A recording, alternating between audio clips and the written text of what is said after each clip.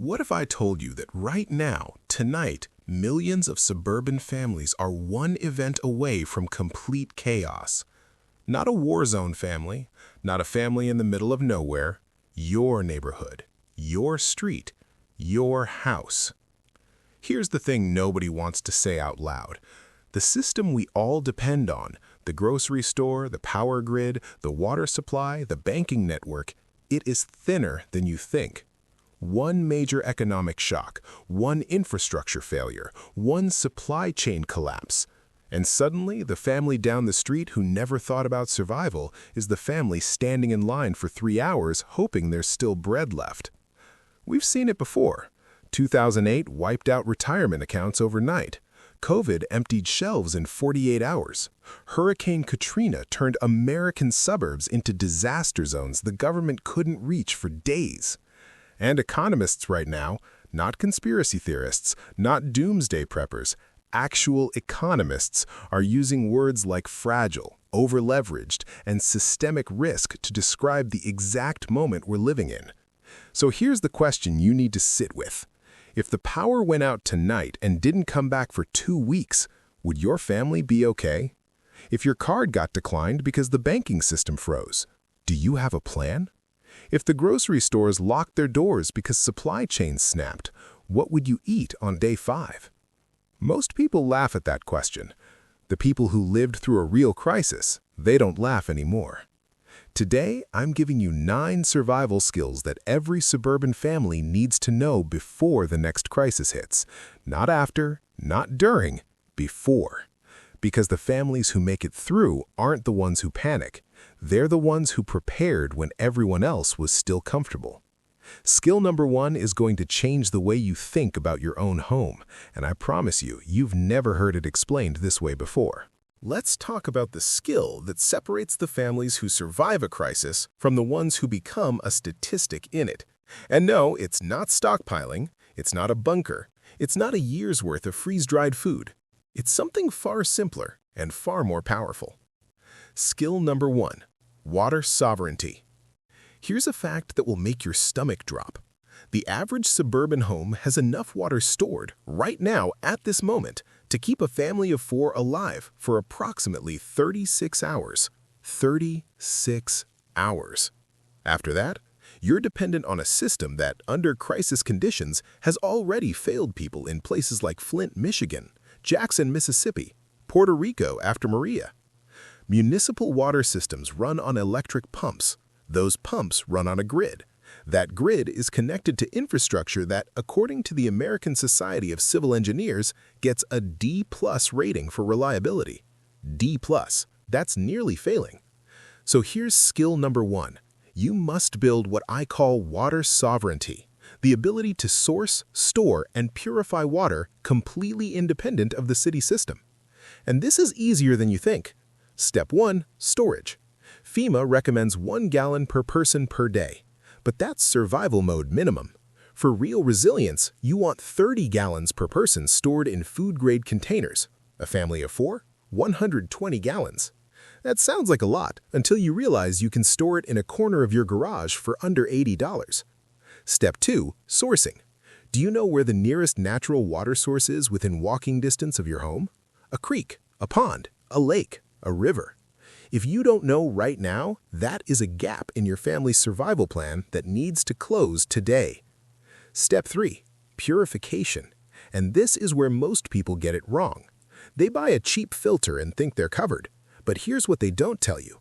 Most basic filters don't remove viruses, they don't remove heavy metals. And in a grid-down situation where sewage systems back up, the water in that nearby creek could carry threats that a basic filter will not catch. You need a layered system. Filter first, then purify. Boiling works if you have fuel. Chemical treatment with unscented bleach, 8 drops per gallon, works if you don't. And there's one more water source almost nobody in the suburbs thinks about. Your water heater. The average residential water heater holds 40 to 80 gallons of clean, drinkable water. In a sudden crisis, that tank is an emergency reserve that most people walk past every day without ever realizing what it's worth. Now you know. But here's where it gets more serious, because water is just the beginning. Skill number 2 is the one that financial experts and survival experts both agree on. And when two completely different worlds point at the same answer, you need to pay attention. I want you to imagine something for a moment. It's day 3 of a crisis. Power is out, your phone still works, barely, running on the last of its battery. You open your banking app, and the screen just loads and loads and loads. Server unavailable. Now imagine you have no cash, no physical currency, nothing in your hand that anyone will accept for food, fuel, or medicine. That moment, that sick, hollow feeling in your chest, that is exactly what thousands of Americans felt during the 2008 banking freeze, during COVID cash shortages, during regional disasters when ATMs went dark and card readers stopped working. And it can happen again, faster than you think. Skill number 2, financial insulation. Let's be direct about something the financial system doesn't advertise. Your money in the bank? It's not really yours in the way you think it is. It's a digital number on a server. It's a liability on a balance sheet. And in moments of systemic stress, real economy-shaking stress, access to that number can be delayed, frozen, or in extreme cases, restructured. We saw it in Cyprus in 2013, where the government actually seized a percentage of private bank deposits overnight to bail out failing banks. We saw it in Greece, where daily ATM withdrawals were capped at 60 euros. 60 euros per day, per person. That's not ancient history. That's this century.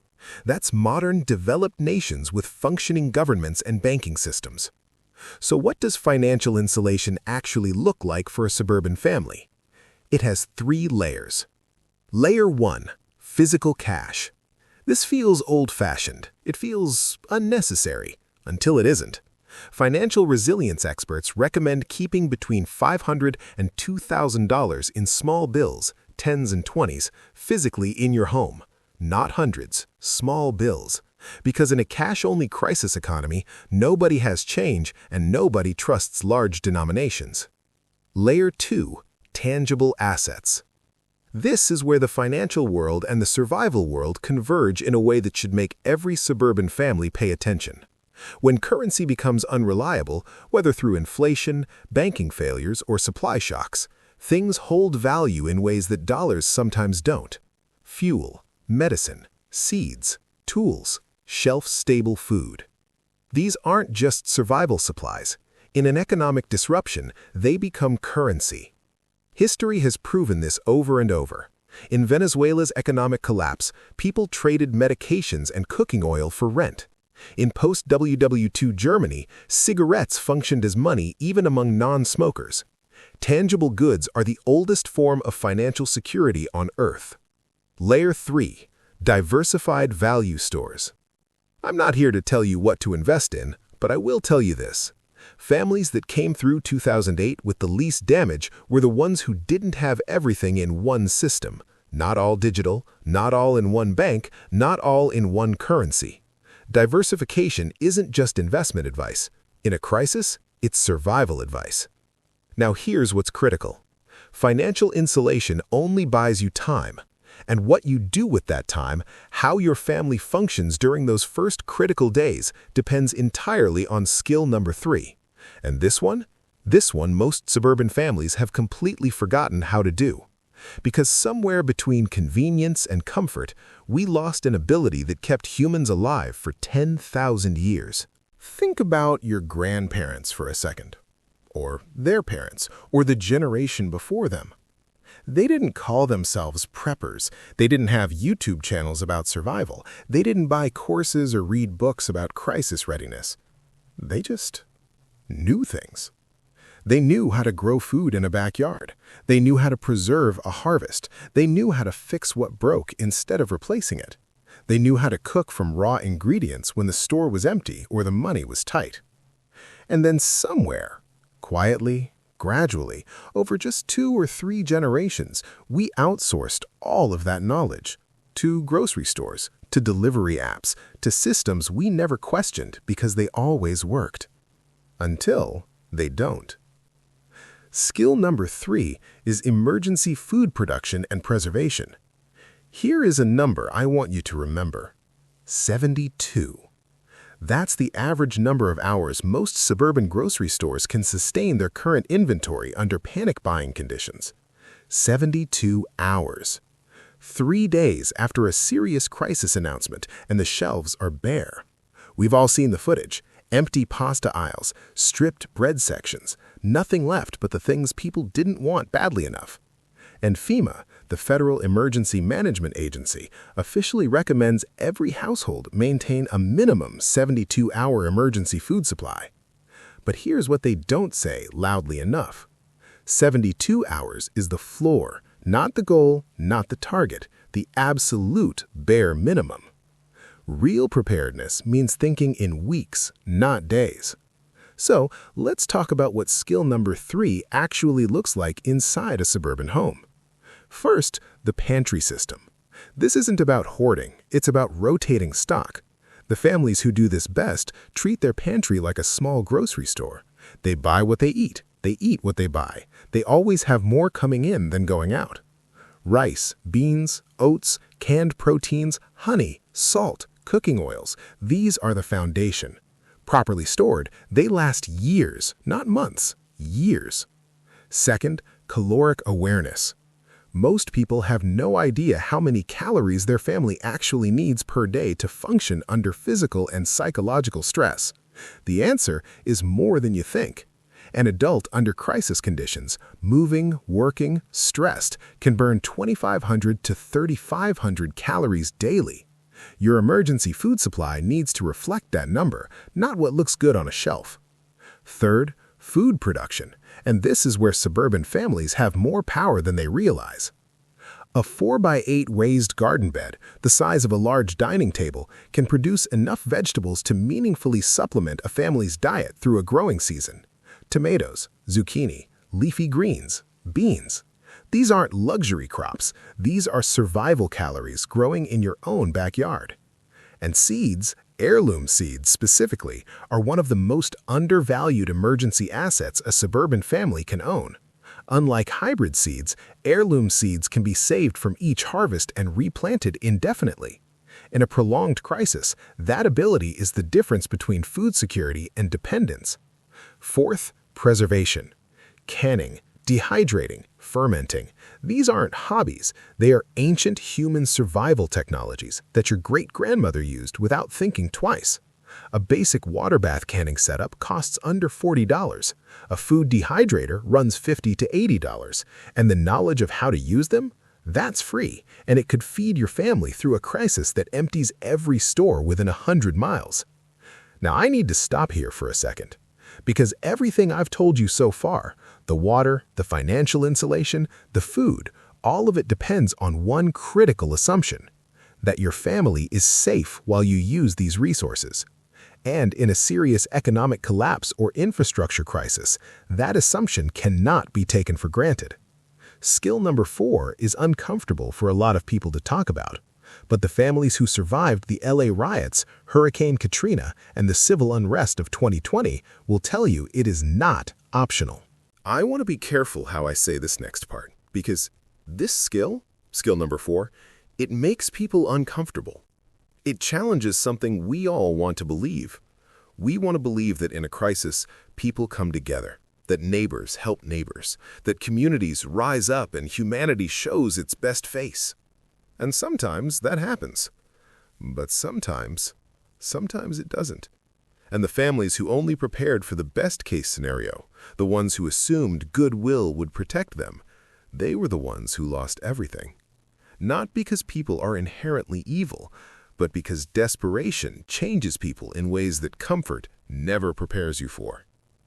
Skill number 4, home security and situational awareness. Let's look at the data, not the fear. The data. After Hurricane Katrina, looting began within hours, not days, hours. During the 2020 civil unrest, over $700 million in property damage occurred across American cities, including suburban neighborhoods that never expected to be affected. During economic collapses in Argentina, Venezuela, and Greece, home invasions spiked dramatically as unemployment and desperation reached critical levels. This is not about politics. This is not about fear-mongering. This is about pattern recognition.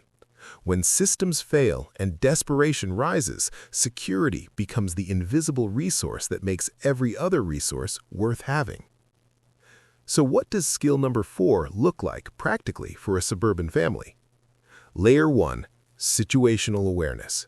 This is the skill that costs nothing and saves everything. It means knowing your neighborhood, knowing your neighbors, the trustworthy ones and the ones to watch. It means paying attention to changes in patterns, unfamiliar vehicles, unusual activity, the subtle signals that something has shifted before it becomes a visible threat. Former military and law enforcement call this reading the environment, and it is a trainable skill. You can get better at it, starting today. Layer 2, perimeter hardening. Most suburban homes are surprisingly easy to enter. Standard door frames splinter under a single kick. Sliding glass doors can be lifted off their tracks. First-floor windows are routinely overlooked. Simple, affordable upgrades change this dramatically. Door reinforcement kits, available for under $50, make standard doors nearly kick-proof. Security film on windows makes glass significantly harder to break quickly. Motion-activated lights eliminate the darkness that gives intruders confidence. None of this requires a security system subscription. None of it requires weapons. It requires friction, making your home a harder target than the one next door. Layer 3, community defense. And here's the part that almost nobody talks about. The most effective security in a crisis isn't individual, it's collective. Historical evidence from every major disaster shows the same pattern. Neighborhoods that organized before the crisis had dramatically better outcomes than those that tried to organize during it.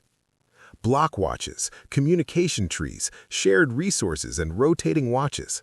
This sounds extreme until you realize it's exactly how human communities protected themselves for thousands of years before we outsourced security to institutions that may not be able to respond when you need them most. Layer 4, the gray man principle. In a crisis, visibility of your resources is a liability. The family with the generator running loudly, the house with every light blazing, the person openly carrying supplies through a desperate crowd. These become targets. The gray man principle means operating without broadcasting, moving without attracting attention, having resources without advertising them. It's not paranoia, it's discretion. And in a serious economic collapse or infrastructure failure, discretion can be more protective than any physical barrier. Now, here's where the script flips. Because security protects what you have. But skill number 5 is about something deeper, something more human. It's about what happens inside your home, inside your family, when the pressure of a crisis starts to crack the people you love most. This one hit me personally, and I think it's going to hit you too.